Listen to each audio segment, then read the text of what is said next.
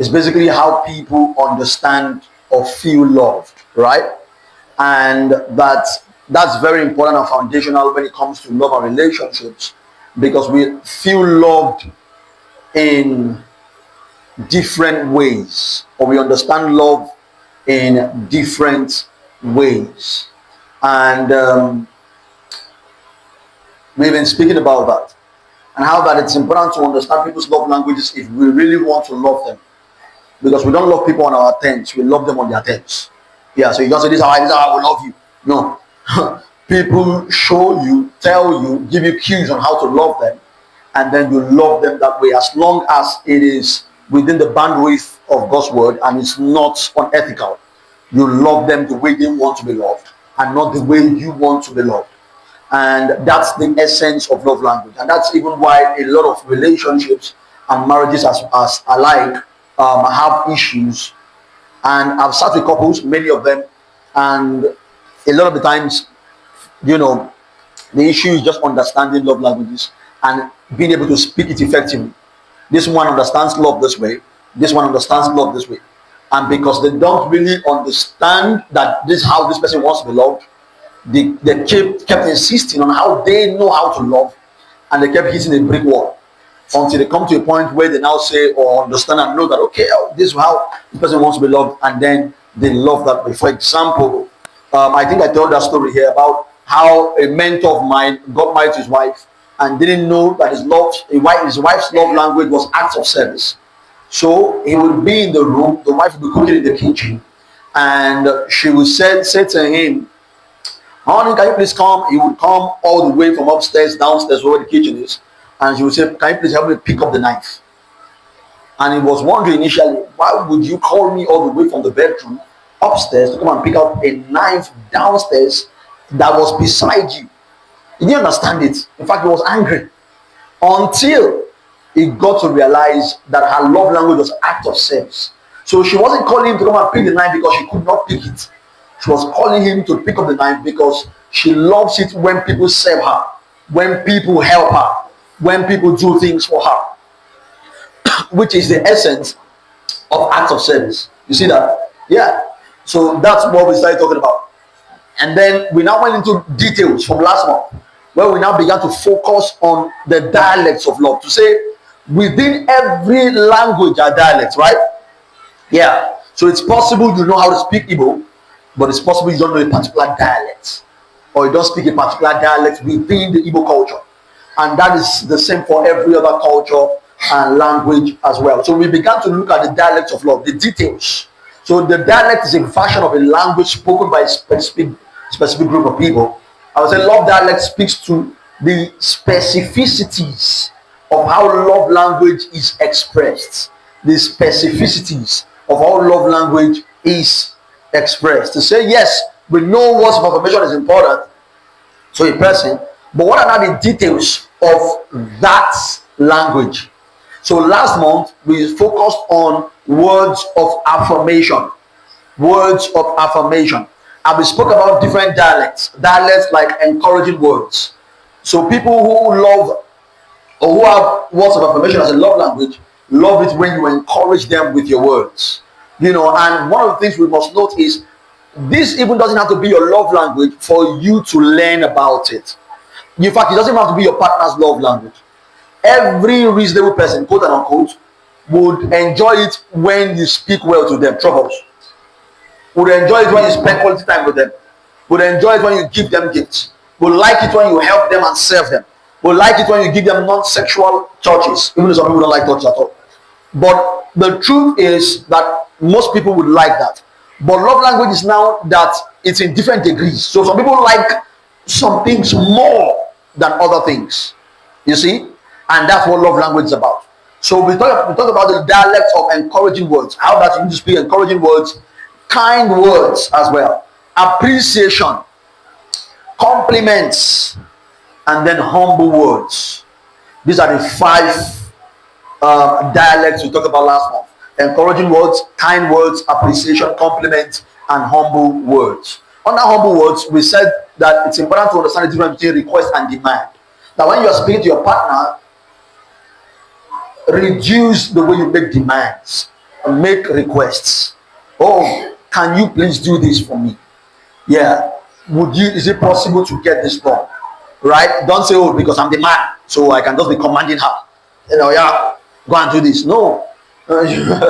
You are not a tyrant, right? You are a partner. So it's important to understand how to use humble words. And we looked at some practicals, about 10 of those practicals that I cannot go into right now because of time.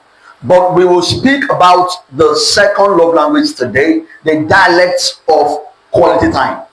The dialects of quality time. To say, what are the specificities of spending quality time with your partner? Is anybody here who has quality time as a love language? Anybody? Okay. Are you sure? It's rare for men to have quality time. Don't mind me, I'm joking. Yeah, it's part of my love language actually. Yeah. Maybe my second love language. So, quality time is, we've said, for the benefit of those people who were not here before, it's about, how a person feels loved when you spend time with them. So they love to spend time with people that they love. And one of the things we said is that people reciprocate their love language. So if somebody values quality time, they will give it. If somebody values words, they will give it. If somebody values service, they will give it. If somebody values gift too, they will give it. That's why if a lady says her love language is gift and she's not giving, she's a liar. Because people reciprocate their love language. And I'm sure you've met ladies like that who are very generous. They give very easily. Sometimes they will give even before their partner thinks about it. Genuinely, that's most likely their love language. So that's quality time. So I want to look at some of the dialects or the specificities of quality time today. And the first dialect we want to look at is togetherness. Can somebody say togetherness? Yeah, togetherness as against proximity. So we must understand that there's a difference between being together or togetherness and proximity.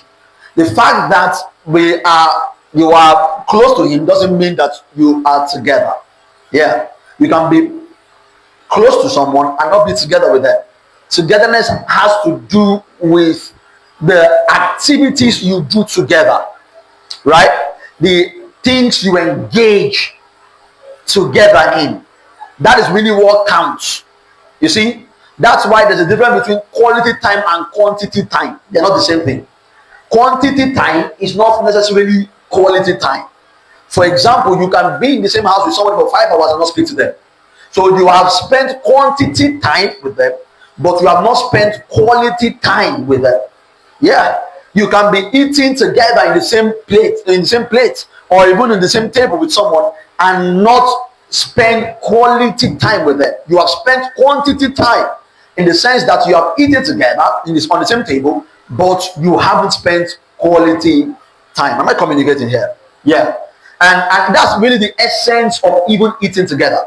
The eating together is a culture. And a lot of people have missed the essence of why families eat together. They think that the essence is just for the purpose of eating together. How can eat in the same plate? That's why some people will say, why can you not eat in the same plate with another person? It's not about eating in the same plate. It's about eating together, eating at the same time, and then having that opportunity to bond, to interact, to converse. That's what that time does. It's not that so that we can eat in the same place. If you eat in the same, in fact, if you eat from mouth to mouth, you are feeding the person with your mouth, and then you are not engaging in any form of activity that builds bond, it is still not quality time. It is quantity time. Am I communicating? Yeah. So that is togetherness as against proximity. So it's important that you learn to be together or to display togetherness with your partner, and not just your partner, anybody you love for that matter, and not just proximity, being in the same space with them, but engaging in quality activities, in quality conversation. Make sure you are doing things together. That is the first dialect of love, togetherness. We'll share about 6 today. The second dialect of love is quality conversations. Can somebody say quality conversations? Oh, come on, say it like you mean it. quality conversations. To say that when you are spending quality time with someone, you must have quality conversations. And we'll go into a little more details later where I'll share some practicality or practicals of how to engage in quality conversations. But it's important to note that you need to spend you need to have quality conversations with your partner. Yeah. Sometimes people say, what are we going to be talking about? What are we talking about? But you realize that when you love someone, there's always something to talk about, right? Yeah. There's always something, there's one gist or the other to talk about. So engage in quality conversations together. And then number 3 is quality activities. Can somebody say quality activities? Yeah. Quality activities is now making sure that you not just spend time together, but engage in activities together. That's why you have to be creative in how you spend time with your partner. It can't just be, you have to be creative. It's part of the reason people get bored in marriage, because you have been doing the same thing the same way. Why not spice it up a little bit, and then engage in different activities together? Yeah. I believe, for example, that because this we're in Africa, every home should have maybe indoor games, right? Things like Ludo, chess, what, all of those things, so that you can have those activities together.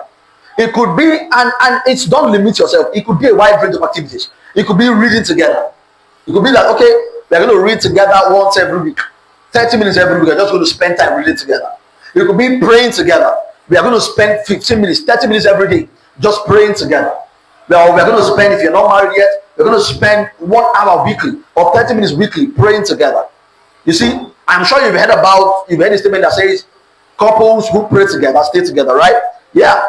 What keeps them together is not just the content of the prayer. Yes, that has its place, but also the fact that they are spending quality or doing quality activities together. That builds a bond between them. So quality activity, it could be, every once a month or every 2 weeks or once a week, would go on a dinner date. You see, now research has proven, for example, that almost and this is research proven, because about maybe close to 100 couples were interviewed about 100 couples who have had marriages that lasted for over 40 years. Yeah, they've had marriages that have lasted for over 40 years. So they asked them, what is the secret to a successful marriage? Yeah. And this is what is called deductive reasoning. Deductive reasoning is trying to deduce information, find a correlation between multiple responses, so that you can then draw a conclusion based on what you have found in common among those multiple responses. Does that make sense? Yeah. So if, for example, we realize that everybody who is successful wears red shirts, you have looked at everybody who's successful, all of them wears red shirts. You now say, maybe there's something about red shirt too that I need to start wearing. That is deductive reasoning. You see, you now realize that, okay, if I start wearing red shirt, then I will most likely succeed. Of course, don't take what I'm saying literal. If you wear red shirt, you will fail. You will fail so you won't fail. You see, that's just an example. You say, so say that there are deductions you can make. Yeah, if you ask successful people, 50 of them, there's something that will most likely be in common. They can say some other things, because you see, somebody says success leaves traces.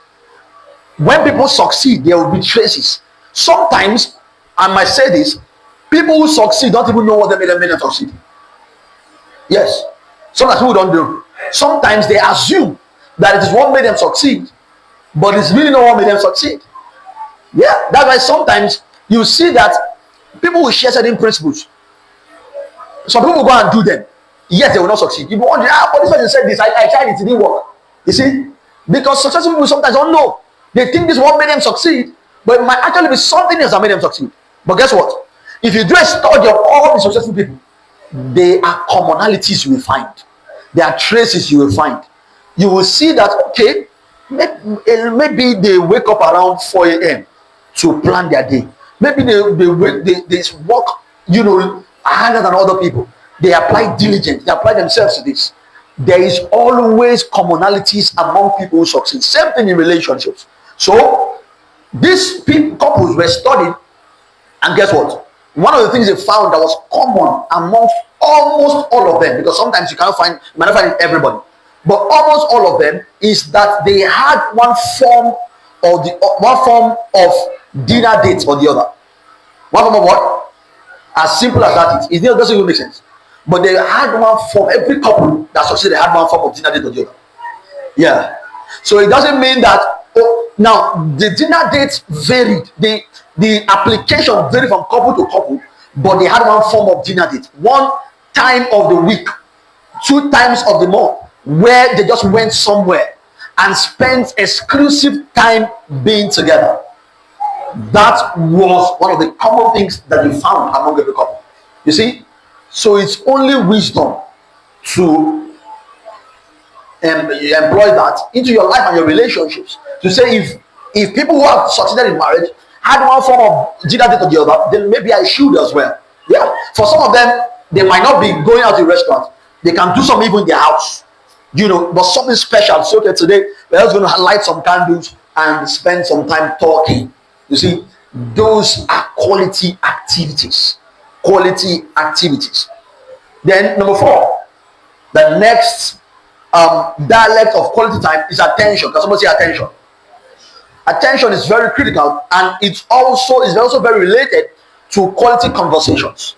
To say when you are having quality conversation, and I will say some things a little bit later, you must pay attention. You must pay what? Attention. Yeah. You must pay attention. Paying attention is not expensive, but it can be to your relationship. Can I say that one more time? That's what you say, Selah. You have to think about it for like 2 seconds.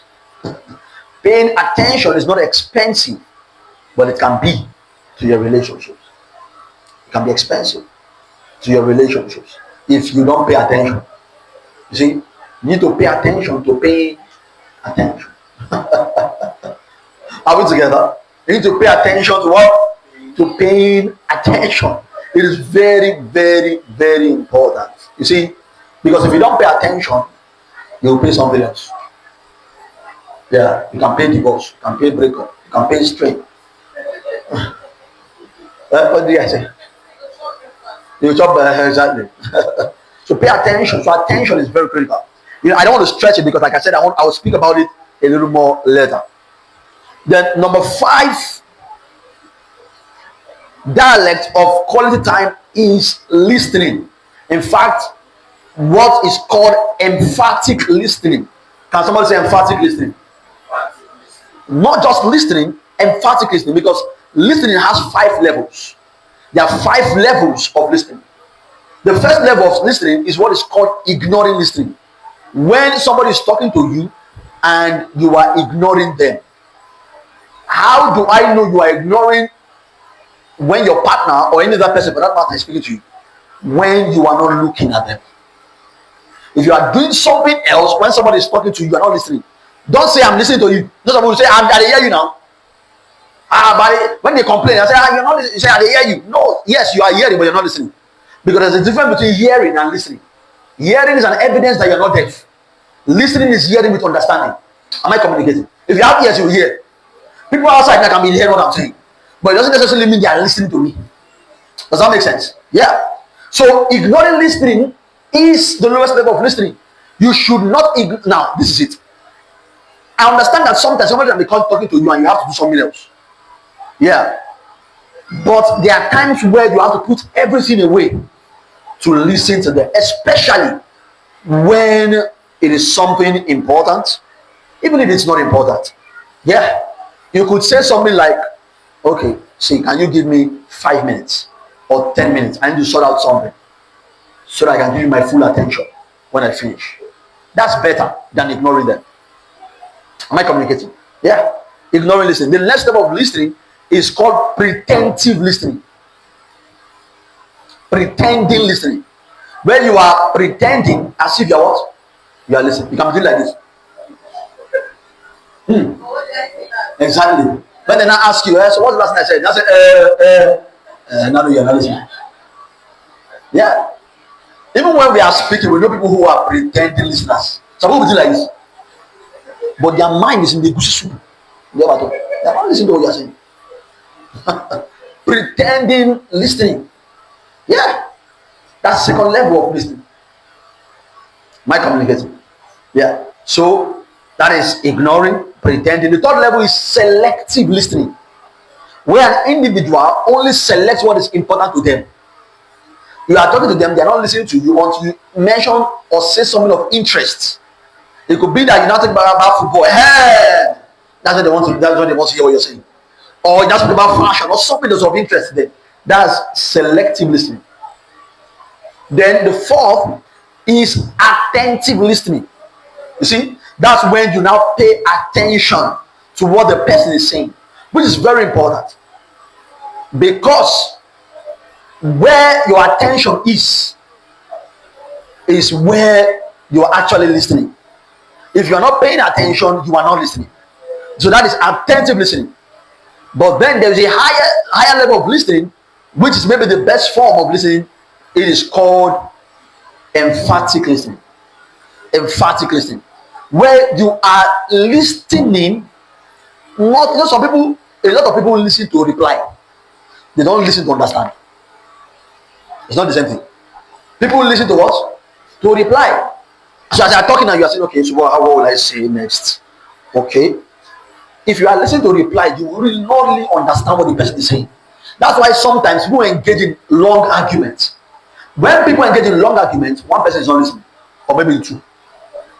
Yeah, one of the two people are not listening. Because if you are listening, you will at least hear what the person is saying, and what they're not saying. You will also empathize with them. What is empathy? Empathy is understanding where somebody is coming from, putting yourself in their shoes, seeing things from their frame of reference. It is not necessarily agreeing with them. Are we together? It is not necessarily agreeing with them, but it's understanding them. If somebody comes to me, for example, and say, you know, I'm into prostitution, and the reason I'm into prostitution was because at the age of 5, I was raped by my uncle. And then at the age of 12, I was raped by my cousin. And then at the age of 15, I got pregnant for somebody who sent me out of the house. At the age of 17, somebody picked me up and introduced me to prostitution. And since then, I've been doing prostitution. Now I'm 35. You see, I will not approve of the prostitution, but I will understand where she's coming from. Am I communicating? Yeah, that is empathy. I will empathize with the things that she has gone through to get to where she is right now, even though I will still condemn prostitution as an act. You see, I even have a greater chance of influencing her to change at that point where I understand her than when I just come from a point or a place of judgment. Am I communicating? Yeah. So that is emphatic listening. Right? I'm not listening because I want to agree with you, but I'm listening so that I can understand where you're coming from. You see, and that way, you see, one of the greatest needs of people is the need to be listened to. Human beings, we have different needs. About 5 of them. One of those needs is need to be understood. Everybody has a need to be understood. Everybody has a need to be encouraged. Everybody has a need to be listened to. Everybody has a need to be loved. Everybody has a need to be accepted. Everybody all have a need to be accepted. People want to be accepted. People want to be understood. People want to be loved. People want to be listened to. People want people to listen to them. And that's why I wrote some weeks ago on Facebook that sometimes people don't need an advising tongue. What they need is a listening ear. Am I communicating? Yeah. Just an ear rather to listen to them. That is emphatic listening. It's a dialect of quality time. Yeah. What's the essence of spending quality time with your partner when you can't even listen to them? What's the essence? So emphatic listening. And then number 6, which is the last dialect of love, is learning to talk. Learning to what? Learning to talk. This is very critical, especially for men. You know, and you won't blame men because a lot of men were groomed not to know how to talk. This is not even about the words they use now. It's about even learning how to communicate. Not even about the details of the kind of words. A lot of men don't know how to communicate, don't know how to be vulnerable, don't know how, they are not emotionally intelligent. And a lot of that came from our acculturization, came from how we were trained, how we were raised. Women were trained to communicate better than men. You see, That's why it looks like a lot of women communicate better. Yeah. It is why a lot of women even deal with certain mental health issues better than men, like depression. Guess what? More women are depressed than men. Let me bust the bubble again. More women attempt suicide than men.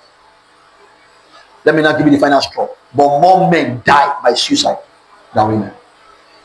In fact, men are 4 times more likely to die by suicide than women. 4 times. For every woman who died by suicide, there are 4 men who has died. Why? One of the reasons is because a woman knows how to communicate. So when she's going through something, she can call you and say, you see what happened to me today? As I was coming, both the one that concerns you, the one that does not concern you, you will tell you everything. You'll be wondering, what is my business with all of this you are telling me now? I don't want to hear all these details, but you have to pretend. You pretend to listen. You say that you are listening because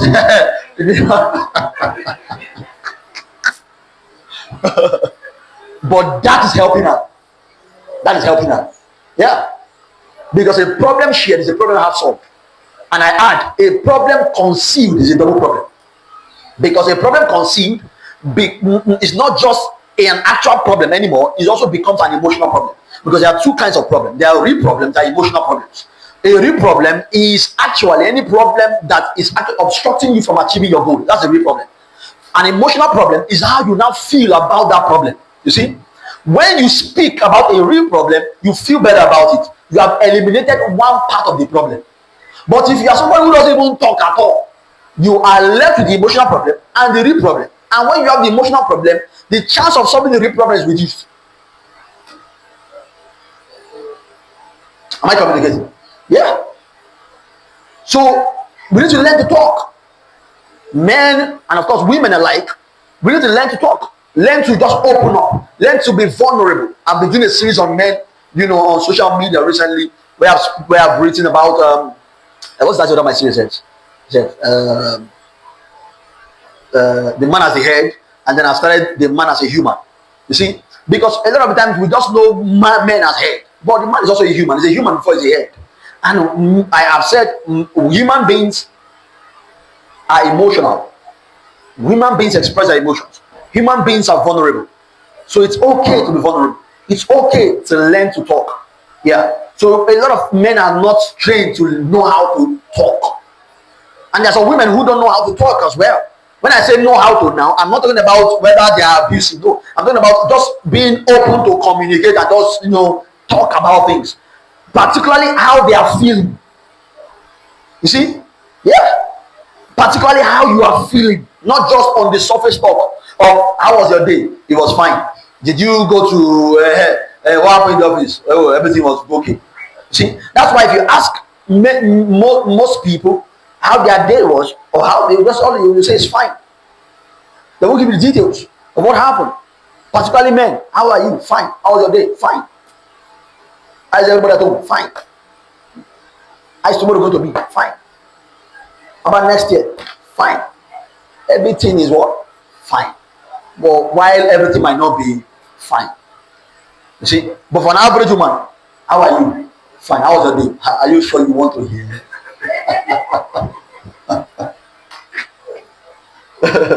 You see? Yeah. And we must help men. I've always said we must let men to also be vulnerable. Because, for example, there's how a man will talk. They will say you are talking like a woman. So how do we now expect men to talk? When there is how we have categorized men to talk and women to talk. You see? But a lot of us, we need to learn how to talk, particularly in expressing our emotions. In expressing our emotions. How we truly feel. How we truly feel. Yeah. How we truly feel. So going back to quality conversation, I want to share a few things and then we'll talk about practicals and we'll be out of here. So in quality conversation, number 1, listen to understand, not to reply. Look, people did not come with writing material. People are just okay.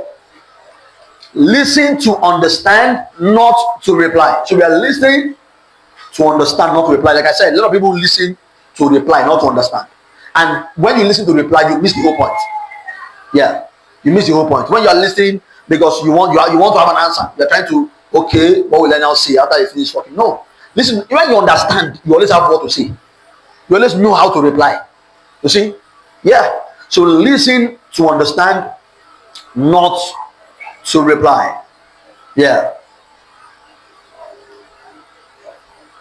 Then number 2, maintain eye contact when your partner is talking. Maintain what? Eye contact when your partner is talking.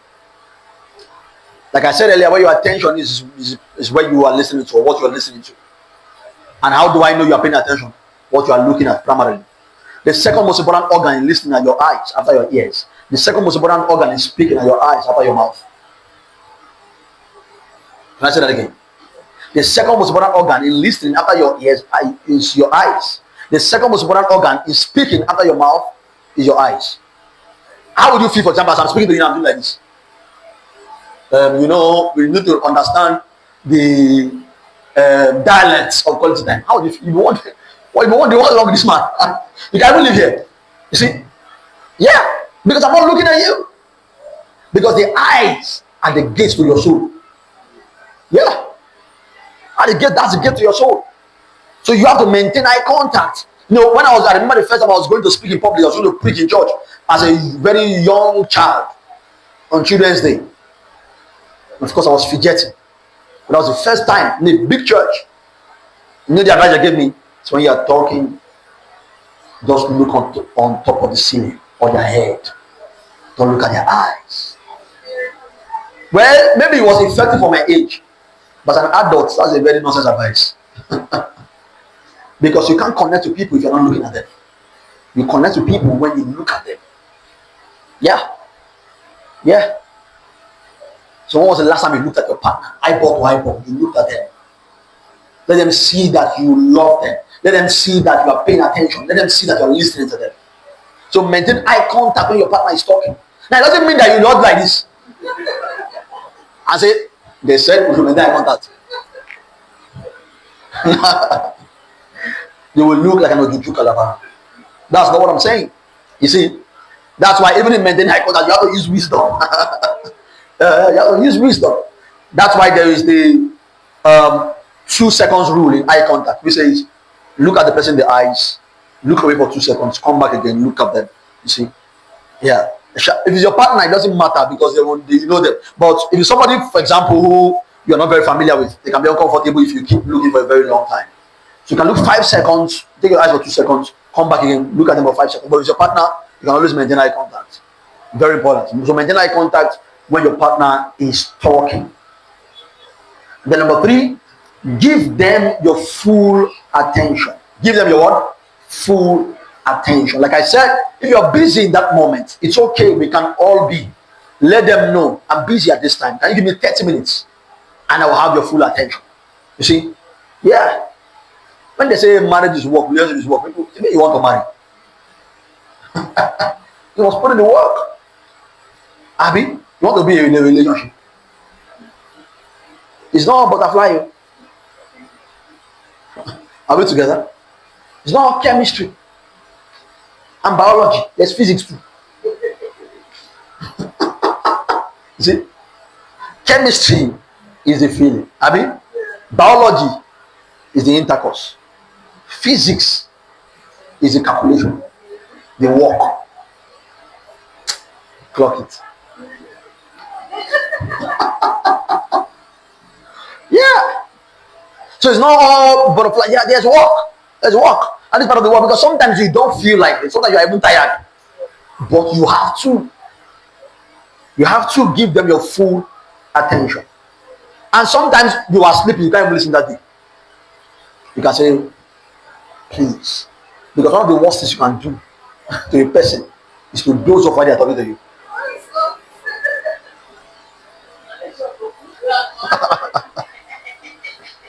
So sleep off. And then the person is still talking and talking and talking. At some point, I say, So if you are sleeping, please see. I'm tired. I need to sleep. Can we continue this conversation tomorrow? Yeah. The number 4 listen for feelings. Listen for feelings. What emotion is my partner feeling right now? That's the question I want to ask. What emotion is my partner feeling right now? Okay, and they're feeling anger, frustration, confusion, sadness. What emotion is my partner feeling right now? Because many times people might not be able to articulate their feelings, but you can listen for it. You can listen to know. This is really, because sometimes people are not just emotionally, some people are not just emotionally intelligent. Somebody's hot. You know, people like that. Somebody's hot. They don't even know. Yeah, well, you are talking. They can't even see that you are hot. You can't see that you're hot. Yeah, and they can be making light of the situation. No, listen for feelings. How is this person feeling right now? What emotion are they feeling? And then I think number maybe 5 now. So reframe and summarize what he or she has said to be sure you listen properly. Reframe and summarize what he or she has said to be sure you listen properly. So, okay, I've heard you. So let me be sure of what you said. Do you mean that you would like it when I do this? Or were you trying to say this is what you don't like? Let them say yes. Or no, you missed the point. That's not what I'm saying. Because see, communication is not born in the mouth of the speaker. Communication is born in the heart of the listener. Am I communicating? Yeah, because in between communication, or in between the communicator, the sender, and the receiver is feedback. Feedback, to say there is a feedback between what this person is saying and what this person is listening to. That's why I'm sure you've seen that communication game before, where people are lined up like this and they now tell one person something. Exactly. At the end of the line, you will hear what you want. You see? Because that's how communication works. Yeah. So sometimes somebody can say something, and then, which is why, you see, even in communication, phone conversation, that's why it's more difficult to maintain and to work out long distance relationship, because of communication, because there are communication gaps. There are gaps. For example, if I see you and say, and we are talking now, I say, Bookie, you are very funny. You see, she can read to my facial expression. Even though I say you are funny, I don't mean literally. That you are funny is not that she's a comedian. Am I communicating? That you are very funny is that you said, or you just did, is actually not funny. You see? But if I type it, Bookie, you are very funny, she can be laughing. She can send me laughing emoji. I didn't know this one you. You can be what have I said, or what are you? You even get more angry. Yeah. That's why chat is not the best form of communication. I'm telling you the truth. Or even phone calls. Best communication is in person. Yeah. But those ones are, of course, palliatives and things that we can use when you can't see in person. So reframe and summarize. So the person can say, okay, that's what I'm saying, or that's not what I'm saying. And apart from that, the person can also know that you are listening to them. Because when you summarize, someone knows, okay, this person was listening to me. They can be sure you are listening. And then number 6, observe body language. Observe body language. Because sometimes what people are saying is not all they are saying. They are saying much more than they are saying. But you might not hear it in their words. But you can see it in their body language. You can see it in how they are gesticulating. You can see it in how they are wrapping up their fists. It's not like they want to punch you, but it's how somebody can wrap up their fists and you know that this person is angry. You can see it in their facial expressions. You can see it in the tonality of their voice.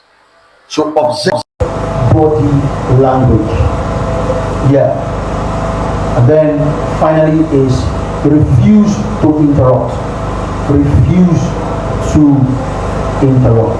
See, if people refuse to interrupt others when they are speaking, will achieve a lot more in relationships. Just listen to the person and just allow the person to just pour out their heart, pour out their mind and finish talking. And then you can now come in to see what you want to say. I know for some people it's everlasting talk. Like some people say, oh, you pour out your mind. They can pour out their mind. But yeah, sometimes allow them to just pour out their mind. Allow them to just talk without interrupting. Yeah. Just give them cues to know you are still listening. Your cues are important even in listening. It's not that you just keep quiet like this. No. Give cues, you are shaking your head. I said, okay. Oh, I get it now. Oh, okay. So all those things are giving them cues that you are listening without you actively interrupting their conversation. See, research has shown that an average person cannot listen for more than 17 seconds without interrupting another person. More than 17 seconds. When I first read it, I decided to try it out. Three of us were having a conversation. One person was talking, and I started counting in my mind. 1, 2. Because I wanted to know at what point this one will interrupt him. When it got to 12, 13, I said, this is no lie. Because I thought, oh, this guy will just finish talking. And about the 15th second, I said, hey, look, I will tell you. You see? An average person cannot listen for more than 17 seconds to interrupt. Let that person not be you. Because you are above average. Glory to God. You are what? You are above average. So let's not be you. Listen, learn to listen. See, it's a training, you know. See, listening, that's why listening is a skill. Hello? People don't know. Listening is what? It's a skill. It's a branch of communication. You know, when I ask you now, what are the branches of communication? A lot of people will say speaking, you will say writing, right? Well, let me tell you, what are the branches of communication? Speaking, writing, what else?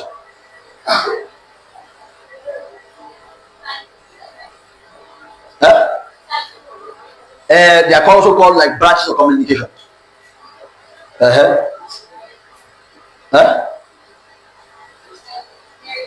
Communication, what other way?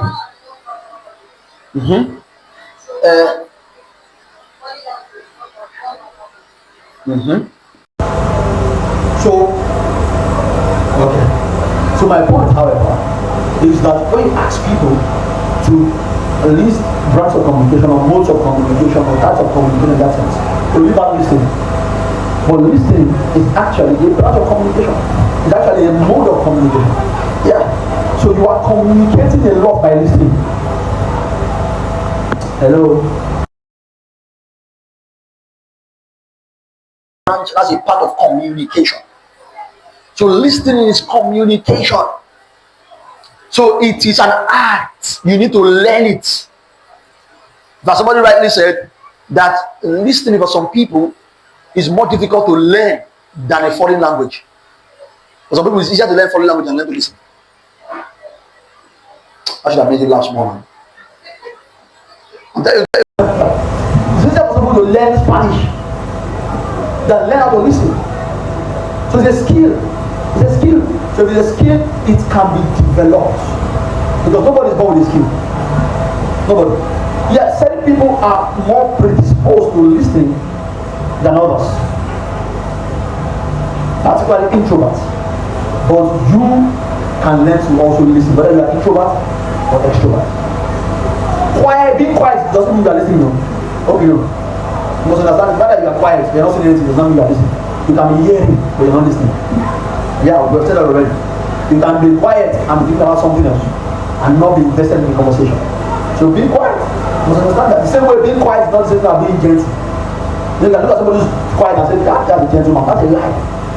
Gentleness is not an external thing. It's an internal thing. That's why it's a fruit of the spirit.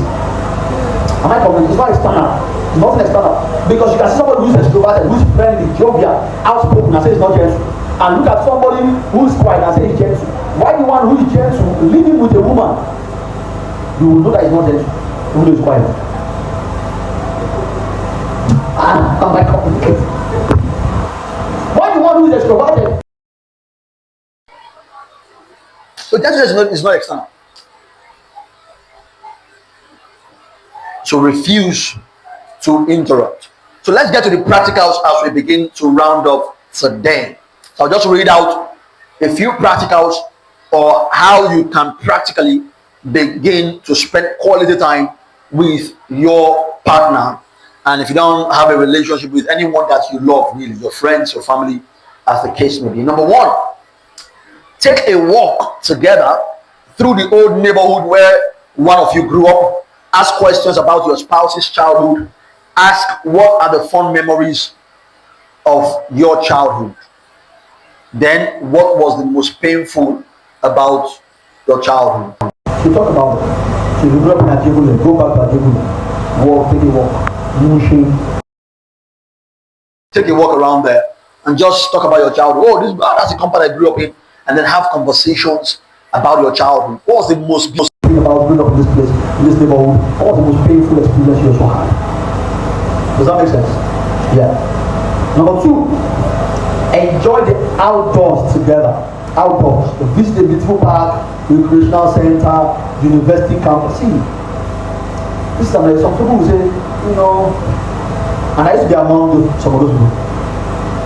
Okay, I don't go out, because going out is expensive. You need money. That's when you are with a materialistic person who wants you to be spending money going out to places highbrow restaurants and whatever. If you are going out, if you be somebody who really is about functionality of the relationship, not their aesthetics. Because some people are using for their aesthetics. They are not there for functionality. It's about where we can snap pictures, post on social media, and torture other people. That's their goal. Their goal is not really to build the relationship, to feel love and give love. That's not their goal. Their goal is how other people feel about their relationship. That's what's more important to them than their relationship in itself. If you are with those kind of people, you know that yes, you need a lot of money. But there is somebody who really doesn't care. It doesn't take a lot of money to just have fun in the simplest way possible. So enjoy outdoors together. Visit a park, a video park, recreational center, university campus, or quiet garden in your city. In bicycle rent, I don't rent bicycle together. We don't, that's not the bicycle. Then find a peaceful spot to sit and watch nature. Right? The birds, trees, people, or a nearby water feature. Continue your walk to a flower garden or landscape area and discover each other's favorite flowers, colors, sharing the memories or meanings behind your choices. Yeah, it's okay. You like white. Why exactly do you like white? What informed that decision? You like red. Why do you like red? You don't have a favorite color at all. Why don't you have a favorite color? Number 3. Reflect on life and your shared future. During a quiet afternoon, prepare a simple picnic or buy your favorite snacks and visit a peaceful, reflective place. This could be a memorial garden, the grounds of a historic site, a serene park, or even a quiet section of the cemetery. Of course, if you are an African, this might not sound very well.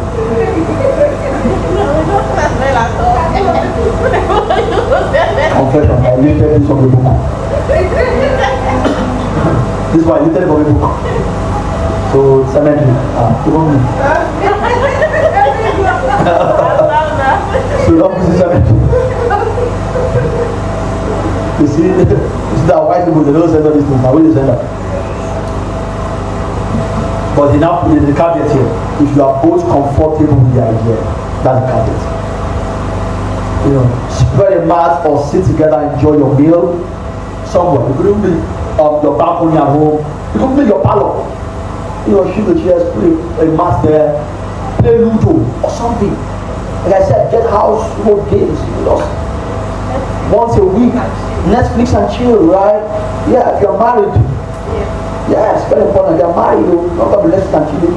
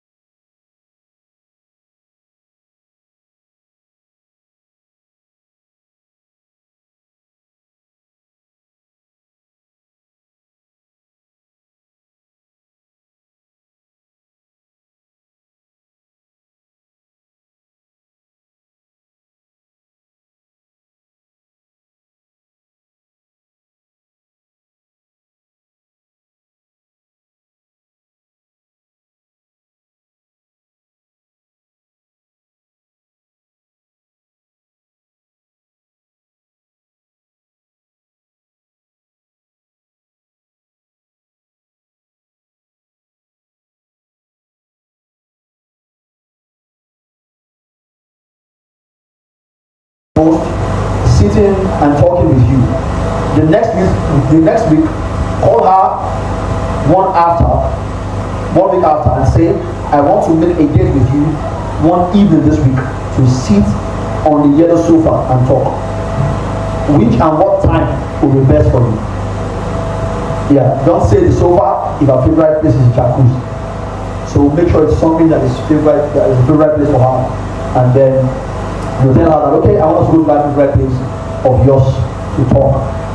Then number 6, think of an activity your spouse enjoys, but which brings little pleasure to you.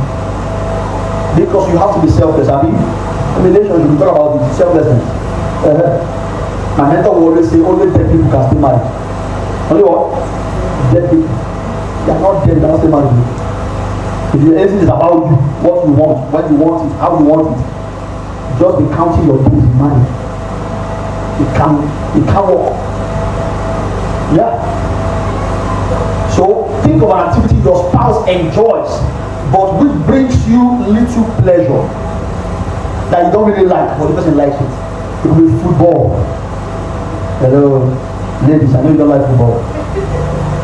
It could be a symphony, jazz concert, or TV sleeping. Tell your spouse that you are trying to broaden your horizon and would like to join her or him in this activity sometime this month. Set a date and give it your best effort. Ask questions about the activity at break times. Right? So you don't like football, but you realize that your spouse likes football. You have never joined them to watch football. Sometimes I don't grow up playing every time football. Or they like Z1. Every time I beg, you use Z1. See? Tell them that, you know what, this is what, what's your favorite show in Z1? What day is it? Thursday, okay? I'm going to watch it with you this week. Sit with them, you don't need to like it. Just stay there and do like you are liking it. Say, wow. And guess what? You might not even end up liking it, because sometimes we criticize what we don't know. Sometimes you don't even know it. That's why you're criticizing it. But if you sit down to watch, you're like, okay, it's not even bad after all. And it's okay not to even like it afterwards. But that in itself sends a message to them that this person cares about me. Yeah, because love is measured by sacrifice, not by convenience. Then number 7, plan a weekend getaway, just the two of you, sometime within the next 6 months. Be sure it's a weekend when you won't have to call the office or turn on the TV for a report every 30 minutes. Focus on relaxing together, doing what one or both of you enjoy. Right? See, when you think of vacation, don't think too far. Don't say, Canada, Bahamas. Think of Ibadan. Think of Ogun, Cattle Ranch. Think of even Ogun resorts here on Araja. I think somebody knows who. There's an Ogun resort. There are resorts in Lagos that places can just go, chill, right, with your spouse exclusively. Very important, especially when you start having children. Those moments can be lost in the whole activity of raising up kids and all of it. You have to be intentional about it. Number 8, make time every day to share with each other some of the events of the day. When you spend more time watching the news than you're listening to each other, you end up more concerned about Bosnia or Medjugorje or America than about your spouse. So it's important to take time out each day to ask about how was your day. Let me just tell you something. Even if it's 5 minutes, 10 minutes, just talk about. Be intentional. Oh yes. People say, but I talk to my spouse every day now. I talk to my partner every day. No, it's not. If I'm talking about intentional talking, it must be planned. To say, I will give my spouse 30 minutes every day. Not like you will spend 30 minutes together, but of undivided attention when we are just talking and gisting. 1 hour every day. Where all we are doing is to just be talking and be gisting. There's no distractions. Yes, it can be other times where you are distracted, you are talking about, one gist come here, and but intentionally, you must plan it. Yeah, you must plan it, you must schedule it. Then number 9, let's review our history. Let's review our history evening once every 3 months. Set aside an hour to focus on your history. select 5 questions each of you will answer, such as number 1, what was your best and worst teacher in school? Or who, sorry, was your best and worst teacher in school and why? Number 2, when did you feel your parents were proud of you? Number 3, what is the worst mistake your mother ever made? Number 4, what is the worst mistake your father ever made? Number 5, what do you remember about the religious aspect of your childhood? These are questions you can ask. Now, it doesn't have to be this 5, it's just an example. You can even say, you know what, we want to do this. This way I do this once every 3 months. This first 3 months, you really want to bring questions, I will answer. The next 3 months, I really want to come up with questions that will answer. See, relationship can be formed. Yeah, because you can plateau, you can get to the point. That's why friendship is important. It's not all about butterfly, it's about building friendship. Say, this is my friend. Whether or not I feel like, you know, like I've said here before, I've had friends I've been friends with for 20 years, 15 years. We gist every time, we talk. I'm never tired of talking to them. Because it is not, that is, that kind of love is called filial, right? It's filial kind of love. Yeah, it is very important in relationship. In fact, all of the 4 kinds of love are critical in relationships to last. Eros, talk about romantic or romance in a relationship. Filial talks about friendship, the friendship kind of love. Storge talks about family kind of love. You need that, and then you now have agape, which is the God kind of love, which God practices in Christianity. That's the one that holds all of them together. It's not about how I feel. Agape is not, I feel like talking to you. I feel like doing this. It's not about feeling. It's about, is this the right thing to do for my partner? You go ahead and do it. That is agape. Yeah. Agape is, I will seek your highest good, irrespective of how I feel. That's why love is patient and was kind. Yeah. And I'm sure you've seen on social media, marry a kind partner. Where, I'm sure you've seen the video as well, where you see 2 people quarreling, but they are still doing for each other what they need to do for them, even though they are not happy with themselves. Am I communicating here? That is agape love. You say, I'm not happy with you. I don't feel like people talking to you. But if I need to take out the trash can, I will. If I need to bathe the kids, I will. If I need to prepare food for you, I will. If I need to help you carry something, do something, I will still do it, even though I'm not happy with you in that moment. That is agape. Am I communicating here? And then number 10 is each evening agree on your 5 questions before you begin your sharing. At the end of the 5 questions, stop and decide upon the 5 questions you will ask next time. You see, that is very, very important. Camp out by fireplace, spread your blankets and pillow on the floor. Get your Pepsi, Coke or popcorn. The health practitioner is going to someone. Doesn't have a Pepsi, can get anything you like, right? And just have fun. That's the point, really. Yeah. Very, very important. You know, pretend the TV is broken.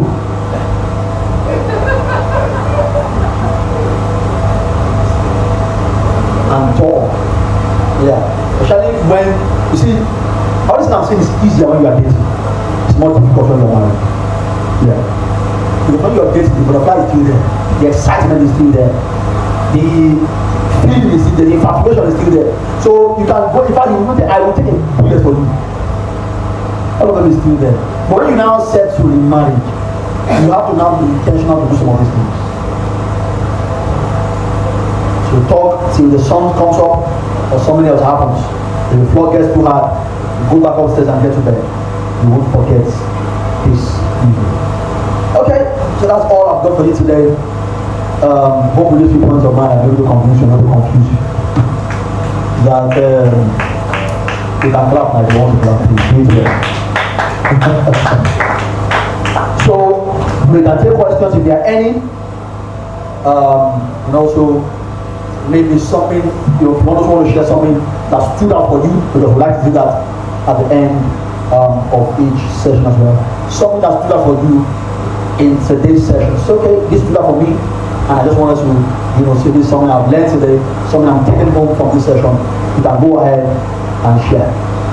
Or if you have a question, you can also share.